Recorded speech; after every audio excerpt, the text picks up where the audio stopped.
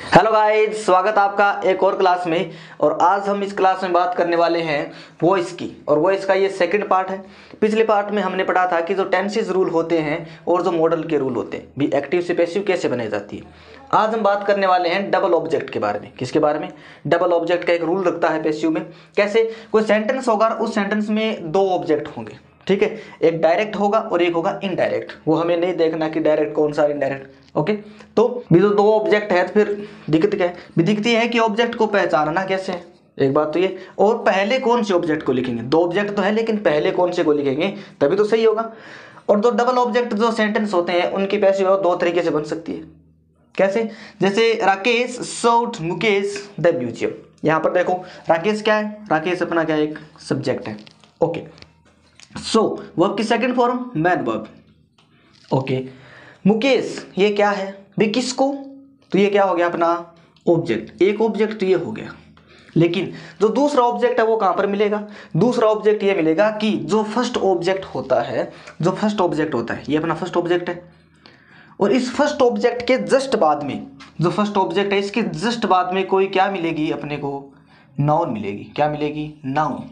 याद क्या रखना है? सब्जेक्ट आएगा, मैन वर्ब होगी, और मैन वर्ब के बाद में कोई फर्स्ट ऑब्जेक्ट होगा। और जो दूसरा ऑब्जेक्ट होगा वो कहां पर मिलेगा? जो ऑब्जेक्ट होगा, जो फर्स्ट ऑब्जेक्ट है, उसके बाद में, जस्ट बाद में क्या होगी? कोई नाउन होगी। और वो नाउन क्या होगा? हमारा दूसरा ऑब्जेक्ट होगा। तो कैसे करना है सेंटेंस? रूल वही है। रूल कौन से है? ऑब्जेक्ट को सब्जेक्ट बनाओ, लेकिन कौन से ऑब्जेक्ट को? जो फर्स्ट ऑब्जेक्ट होता है उसको क्या बनाना है? सब्जेक्ट बनाना है, ठीक है। तो ऑब्जेक्ट को सब्जेक्ट बनाओ, तो कौन से ऑब्जेक्ट को? जो फर्स्ट ऑब्जेक्ट है। ऐसे याद न रहे, जो हमारी वर्ब होती है, क्या होती है? जो हमारी वर्ब होती है, उसके जस्ट पास में जो ऑब्जेक्ट होगा उसको कहाँ लिखना है? सबसे पहले लिखना है। क्यों? क्योंकि हमें ऑब्जेक्ट का क्या बनाना है? सब्जेक्ट बनाना है। यहाँ पर ऑब्जेक्ट कौन है? मुकेश है, तो मुकेश का क्या बना दोगे? मुकेश का मुकेश ही बनेगा भाई, इसको चेंज थोड़ी करना है। हाँ, जो थर्ड पर्सन है, और थर्ड पर्सन किसी का नाम है, तो नाम है वो कोई चेंज नहीं होता। तो मुकेश का मुकेश, चलो ठीक है। आगे देखो, इसके बाद में क्या होगा? बी जो टेंस है वो कौन सा है? इसके बाद में हेल्पिंग वर्ब लगेगी, सब्जेक्ट बन गया। फिर उसके बाद में हेल्पिंग वर्ब आएगी, तो सर्व्ड। वर्ब की सेकंड फॉर्म, मैन वर्ब की सेकंड फॉर्म कहाँ लगती है? पास्ट के इनडेफिनिट टेंस में। और पास्ट के इनडेफिनिट टेंस को किस में चेंज करना है? पहले को दूसरे में चेंज करना है। किसको करना है? पहले टेंस को दूसरे टेंस में। पास्ट इंडेफिनिट तो पास्ट का कंटिन्यूस टेंस, और पास्ट के कंटिन्यूस टेंस की क्या लगेगी? हेल्पिंग वर्ब लगानी है बस। तो मुकेश कितने हैं? एक मुकेश, तो इसके साथ क्या लग जाएगा? वॉज लग जाएगा। मुकेश वॉज। अब वर्ब की थर्ड फॉर्म, सब्जेक्ट आ गया, फिर उसके बाद में हेल्पिंग वर्ब, फिर क्या आएगी? Main verb. ये हो गया। और उसके बाद में सॉन, subject, helping verb, main verb. अब एक बात देखो कि अब हम सबसे पहले ये लिखें, बाय लगाकर जो सब्जेक्ट है उसको ऑब्जेक्ट बनाए, या फिर ये ऑब्जेक्ट लिखें। तो अब ये गौर करो कि ये जो सेंटेंस है, इस सेंटेंस से ये मुकेश हटकर यहाँ आ गया, तो ये जो म्यूजियम है वो यहाँ पर नहीं आ जाएगा पास में। क्या? तो ये जो सेकंड ऑब्जेक्ट होगा वो कहाँ आएगा? जो वर्ब की थर्ड फॉर्म होती है, या फिर जो मैन वर्ब होती है, उसके पास में आ जाएगा। क्यों? क्योंकि यहाँ से हमने मुकेश उठाया, यहाँ से मुकेश उठाकर यहाँ रख दिया, तो ये जगह खाली होगी। और जगह खाली होगी तो देखो कौन घुस गया यहाँ पर आकर? The museum. ठीक है, अभी जगह खाली थोड़ी रखेगा कोई, तो ये क्या है? जो द म्यूजियम है वो कहां पर? यहाँ पर खिसक कर यहाँ आ गया, तो सॉन द म्यूजियम। अब देखो आगे, और बाय लगाकर, बाय तो लगाना पड़ेगा, और बाय लगाकर कौन भाई? राकेश। आए दिमाग में? चलो नेक्स्ट एग्जांपल देखो। The old lady told us N incredible story. The old lady, यहां से लेकर यहां तक क्या है? सब्जेक्ट है, हमें पता है, ठीक है। इसको तो ऑब्जेक्ट बना देंगे। टोल्ड वर्ब की सेकंड फॉर्म, ठीक है, मैन वर्ब। ओके, अस, हमें ये क्या है? अपना ऑब्जेक्ट। और ये ऑब्जेक्ट कौन सा? फर्स्ट ऑब्जेक्ट, ठीक है। अब आगे कोई स्टोरी है, एन इनक्रेडिबल, ये क्या है? एक नाउन है, ठीक है। ये पूरी का एक नाउन है। ये अपना ऑब्जेक्ट फर्स्ट है, और हमने क्या पढ़ा है? जो फर्स्ट ऑब्जेक्ट होता है उसके जस्ट बाद में अगर कोई नाउन आ जाए तो वो क्या बन जाएगा? Second object. ये अपना क्या हो गया? सेकंड ऑब्जेक्ट, ठीक है। तो देखो कैसे बनेगा। तो जो सबसे पहले हमारा जो फर्स्ट ऑब्जेक्ट होता है उसको कहाँ लिखना है? उसको हम लिखेंगे, ऑब्जेक्ट को सब्जेक्ट बनाओ। तो अब देखो यहाँ पर अस यहाँ पर क्या है? ऑब्जेक्टिव फॉर्म में है, प्रोनाउन है। तो अस का जो सब्जेक्टिव केस होता है वो क्या होगा? वी, अवर, अस, ऐसे होता है। तो अस का सब्जेक्टिव केस वी। चलो आगे देखो वी सिंगुलर है कि प्लूरल, प्लूरल है। वर्ब की सेकंड फॉर्म कहाँ लगती है? पास्ट के इंडेफिनिट टेंस में। और पास्ट का इंडेफिनिट टेंस किस में चेंज होगा? पास्ट की कंटीन्यूअस टेंस में। और पास्ट कंटीन्यूअस टेंस की क्या लगेगी? हेल्पिंग वर्ब लगेगी। पास्ट कंटीन्यूअस टेंस में हेल्पिंग वर्ब कौन सी लगती है? Was verb. वॉज किसके साथ लगेगी? सिंगुलर के साथ। और वर है वो प्लूरल के साथ। तो देखो वी वर, यहाँ तक कोई दिक्कत? वी वर ये हो गया और यहाँ पर लग गई हेल्पिंग वर्ब। अब इसके बाद में क्या आएगी? Third form. थर्ड फॉर्म क्या है? मैं वर्ब की सेकंड फॉर्म ये रही और थर्ड फॉर्म हो जाएगी टोल्ड। We were told. चलो ये हो गया, ये हो गया। अब देखो ये वर्ब की थर्ड फॉर्म है। अब हम यहाँ पर ये द ओल्ड लेडी लिखेंगे बाय लगाकर, या फिर ये जो सेकंड ऑब्जेक्ट है ये देखो यहाँ से हमने उठाया, इसको यहाँ रख दिया, ये जगह खाली होगी, ये जगह खाली होगी, तो ये जो स्टोरी है वो यहाँ खिसक गई आकर। ये स्टोरी कहाँ पर लग जाएगी? यहाँ लग जाएगी। तो क्या बन जाएगा? We were told an incredible story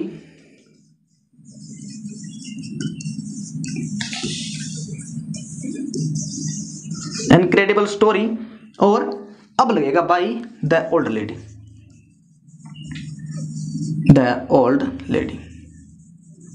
okay, आए दिमाग में? चलो एक और देखो, she has sent me a gift. ठीक है, अब देखो यहां पर सब्जेक्ट हेल्पिंग वर्ब, वर्ब की third form main verb, me एक ऑब्जेक्ट है और ए गिफ्ट क्या है? एक नाउन है। अब देखो अब क्या लगाओ? सबसे पहले मी का सब्जेक्टिव केस, मी यहाँ पर क्या है? ऑब्जेक्ट फॉर्म है और इसका सब्जेक्टिव केस क्या हो जाएगा? आई। ठीक है, आई हैड सेंट। हैज के साथ वर्ब की थर्ड फॉर्म प्रेजेंट का परफेक्ट, और प्रेजेंट परफेक्ट किस में चेंज होगा? और आई है वो प्रेजेंट टेंस में क्या होती है? प्लूरल होती है, तो प्लूरल फॉर्म में होती है। तो आई हैव बीन। ठीक है, आगे वर्ब की third form sent, I have been sent. क्या भाई? ये यहाँ आ गया तो ये किस कर यहाँ आ जाएगा? तो ए गिफ्ट। ठीक है, ए गिफ्ट बाई, बाई के आगे सी का ऑब्जेक्टिव केस बाई हर। आया दिमाग में? कैसे हो रहा है? चलो एक और देख लो, Rohit sir teaches me history. अब देखो क्या होगा? रोहित सर, पढ़ाने का काम कौन कर रहा है? रोहित सर। तो क्या होगा? सब्जेक्ट टीचेस, वर्ब की फर्स्ट फॉर्म के साथ S A S, man verb, present का इंडेफिनिट मी ऑब्जेक्टिव फॉर्म है, और हिस्ट्री ये क्या है? एक ऑब्जेक्ट है। तो देखो रोहित सर, अब देखो मी का यहाँ पर तो ऑब्जेक्ट है और मी का सब्जेक्टिव केस, क्योंकि हमें ऑब्जेक्ट को सब्जेक्ट बनाना है, और मी का सब्जेक्टिव केस क्या होगा? आई, माई, मी। तो क्या बन गया? आई। ठीक है, आई के बाद में टीचेज, प्रेजेंट का इंडेफिनिट टेंस, प्रेजेंट का इंडेफिनिट प्रेजेंट के कंटीन्यूअस टेंस में, तो क्या बनेगा? आई एम लगता है I M taught, I am taught. ठीक है, ये हो गया। और आगे क्या आ जाएगी? History. I am taught history किसके द्वारा? By Rohit sir. ये देखो, याद क्या रखना है? डबल ऑब्जेक्ट कैसे पहचानोगे? कोई सेंटेंस होगा एक्टिव का, चलो ठीक है, सब्जेक्ट होगा, उसमें एक वर्ब होगी और उसके बाद में एक ऑब्जेक्ट होगा, और जो ऑब्जेक्ट होता है, जो मेन ऑब्जेक्ट होता है, उसके जस्ट बाद में अगर कोई नाउन आ जाए, वो नाउन है वो हमारा क्या बन जाएगा? सेकंड ऑब्जेक्ट हो जाएगा। ओके, ठीक है। और रूल वही लगेंगे पहले वाले, ऑब्जेक्ट को सब्जेक्ट बनाया, फिर आगे हेल्पिंग वर्ब, फिर वर्ब की थर्ड फॉर्म, और फिर उसके बाद में क्या लगाना है? जो सेकंड ऑब्जेक्ट होता है उसको उठाकर जो वर्ब की थर्ड फॉर्म होती है, वर्ब की जो थर्ड फॉर्म होती है उसके जस्ट पास में लगा देना है तो सेकंड ऑब्जेक्ट, और उसके बाद में बाय लगाकर सब्जेक्ट। आए दिमाग में? ये तो था डबल ऑब्जेक्ट का कंसेप्ट। चलो अब हम बात करते हैं जो अनइम्पोर्टेंट सब्जेक्ट होते हैं उसके बारे में।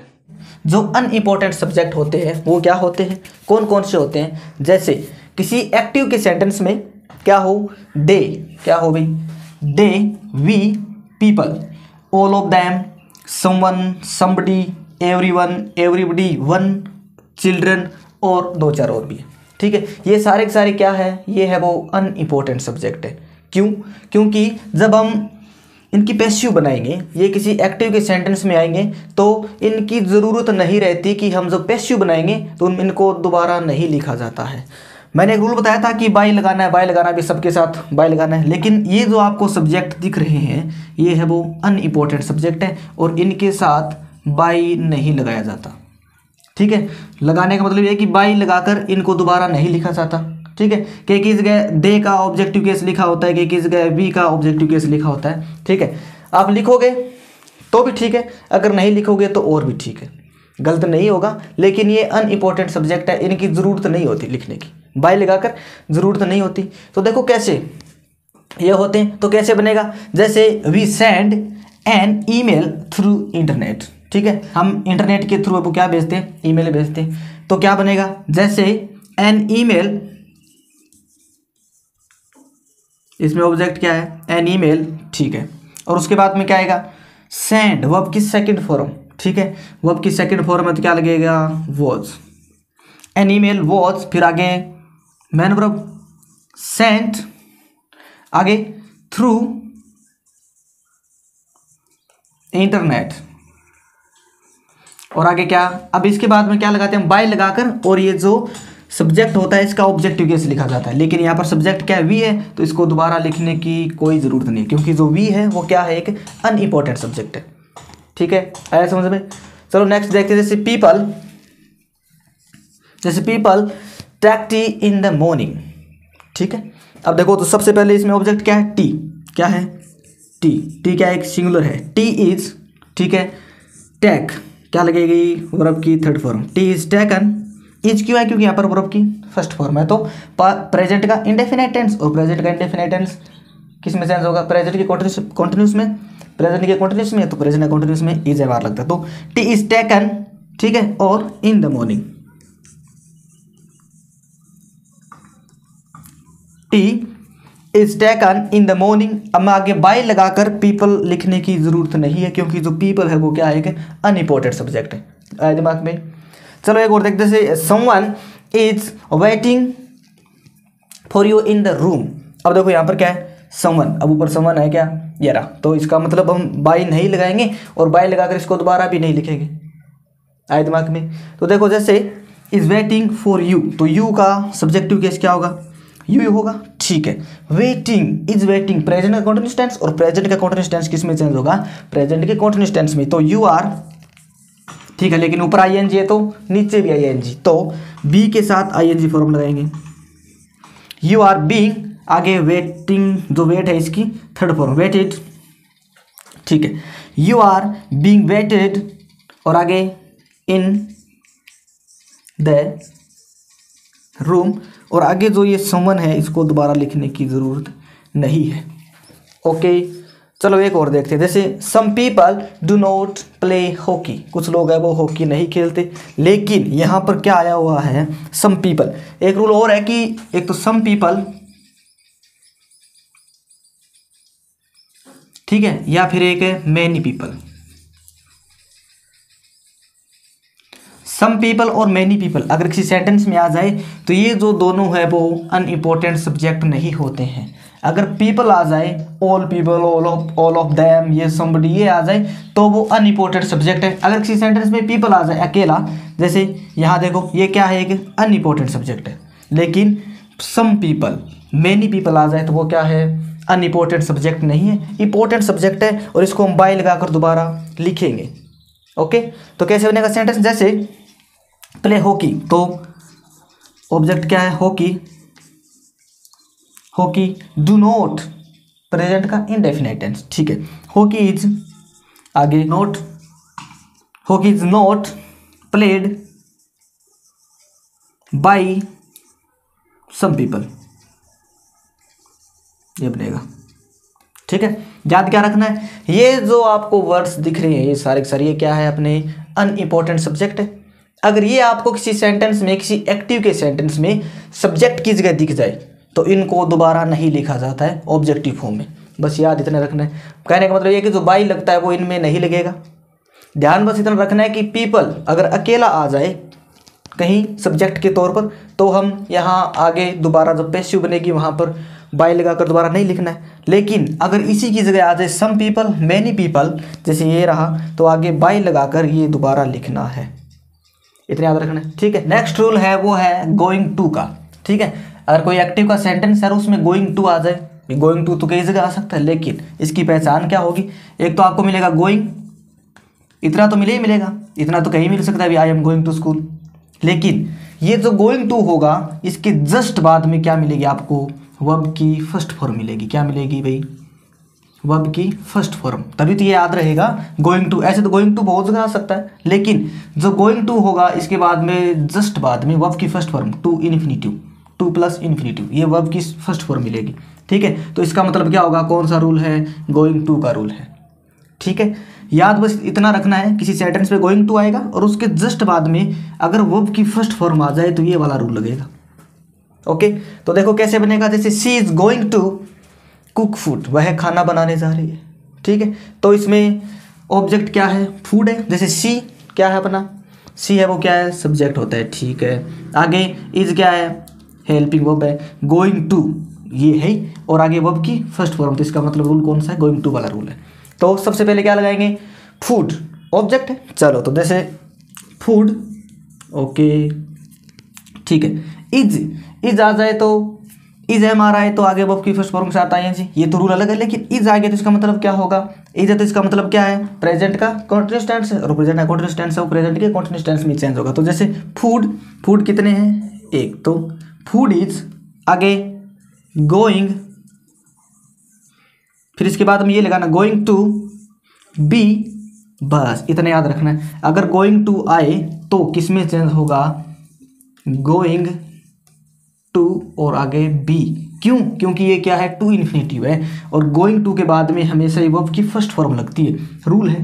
गोइंग टू के बाद में क्या लगेगा, वर्ब की फर्स्ट फॉर्म, तो हम वर्ब की फर्स्ट फॉर्म कहाँ से लेकर आएंगे, ये रही बी।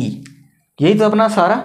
अगर ऐसे हो जाए मॉडल के बाद में वर्ब की फर्स्ट फॉर्म, तो बी लगाना होता है। बी आईएनजी किसके साथ लगाएं, तो बी के साथ। तो यहाँ भी गोइंग टू के बाद में क्या हो जाएगी, बी, और ये क्या है, वर्ब की फर्स्ट फॉर्म, ये बन गया टू इन्फिनिटी। ठीक है, उसके बाद में क्या आएगा, जो मेन वर्ब है उसकी थर्ड फॉर्म, तो कुड, और आगे बाई, और सी का ऑब्जेक्टिव केस हर। तो कैसे बनेगा sentence, food is going to be cooked by her. आए दिमाग में। चलो एक और देखते हैं, जैसे teacher was going to punish the student, teacher है वो विद्यार्थियों को पनिश करने जा रहा है या फिर जा रहा था, तो क्या बनेगा। अब देखो द टीचर, ठीक है अपना सब्जेक्ट है, वॉज क्या है, हेल्पिंग वर्ब है। गोइंग तो ठीक है, लेकिन टू, फिर उसके बाद में क्या है, वर्ब की फर्स्ट फॉर्म, वर्ब की फर्स्ट फॉर्म है, इसका मतलब क्या हो गया, क्या है, गोइंग टू वाला रूल लगेगा, और आगे द स्टूडेंट। तो सबसे पहले क्या लगेगा, द स्टूडेंट्स, क्योंकि अपना क्या ऑब्जेक्ट है, द स्टूडेंट्स वॉज, यहां पर कितने हैं, प्लूरल है तो क्या लगेगा, वर। ठीक है, द स्टूडेंट्स वर, आ गए गोइंग टू, गोइंग टू आ गया तो इसके बाद में क्या आएगी, वर्ब की first form going to be, और आगे पनिश की third form punished, going to be punished. अब देखो ये आ गया, ये उतार लिया, ये अब क्या बन गया, सब्जेक्ट, तो बाय लगाकर क्या लगा देंगे, सब्जेक्ट, और आगे सब्जेक्ट क्या है, द टीचर। ओके, आए दिमाग में। ध्यान क्या रखना है, गोइंग टू के आगे अगर वर्ब की फर्स्ट फॉर्म मिले तो गोइंग टू वाला रूल काम करेगा, और गोइंग टू अगर ये दिख जाए तो इसके बाद गोइंग टू बी जोड़ना है बस, और कुछ नहीं जोड़ना, और बाकी के रूल सेम टू सेम है पीछे वाले। ओके, और देखो जैसे I am going to start a new lesson today, मैं आज एक नया लेसन स्टार्ट करने जा रहा हूं, तो आई एम। अब यहां पर देखो ऑब्जेक्ट कौन सा है, ए न्यू लेसन, तो लिखो ए न्यू लेसन। ठीक है, ए न्यू लेसन, आगे एम, एक न्यू लेसन, ए न्यू लेसन, एक नया चैप्टर, तो ए के साथ में क्या आएगा, ऊपर इज है हमारा है तो इज लगेगा, ए न्यू लेसन इज, आगे गोइंग टू, और क्या लगाना है, बस एक्स्ट्रा चीज क्या जोड़नी, बी, और आगे जो वर्ब है मेन वर्ब है स्टार्ट, उसकी थर्ड फॉर्म, तो टू बी स्टार्टेड बाई किसके द्वारा, बाई, और आई का ऑब्जेक्टिव केस क्या होता है, मी, और आगे क्या बच गई, टुडे, और ये लो, ऐसे बनेगा। याद क्या रखना है, अगर किसी सेंटेंस में गोइंग टू दिखे, ये तो मिल जाएगा आपको गोइंग टू, लेकिन याद क्या रखना है, इसके जस्ट बाद में क्या मिलेगी आपको, वर्ब की फर्स्ट फॉर्म, वर्ब की फर्स्ट फॉर्म। अगर गोइंग टू के बाद में वर्ब की फर्स्ट फॉर्म मिल जाए तो वो कौन सा रूल होगा, गोइंग टू। और जब हम पैसिव बनाएंगे तो गोइंग टू के बाद में बी के तौर पर हम वर्ब की फर्स्ट फॉर्म लगाएंगे बस, और आगे जो सेम के सेम जो पीछे रूल है वो के वो सारे। ओके, तो आज हमने क्या पढ़ा है, एक तो जो अनइम्पोर्टेंट सब्जेक्ट होते हैं और जो डबल ऑब्जेक्ट होते हैं, और एक गोइंग टू वाला। जो नेक्स्ट वीडियो होगा उसमें हम पढ़ेंगे जो इंटरोगेटिव सेंटेंस होते हैं वो, और imperative sentence. If you like this video, like, share and subscribe for much more contents. Thank you.